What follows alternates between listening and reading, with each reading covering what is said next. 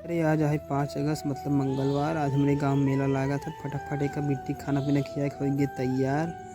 दोस्त अरे बुलाए, बैठ गए गाड़ी में गए तो मजे दिन बाद आई शहर से कमाई। तो देखा था यहाँ का माहौल एकदम बदल चुका। गाड़ी बैठे बैठे पहुँच गए अपने कॉलेज के सामने। ओकरे बाद देखा था तनी बदली एकदम घेर ले रही। अब बरसे माहौल होत रहन। तब से देखा कि डीजे लगे गए। जल्दी से देखा था यहाँ माहौल एकदम बढ़िया भव। बजरंग बली देखा था कूद कूद नाचा तहन गए। लगे दिन बाद डीजे का आवाज़ सुनता है। सुन देखे ओकरे बाद हम के चली आगे गए। देखे प्रतापगढ़ के रज्जब अली बैंड वाला वो आई रहन। बहुत भयानक बजावत है।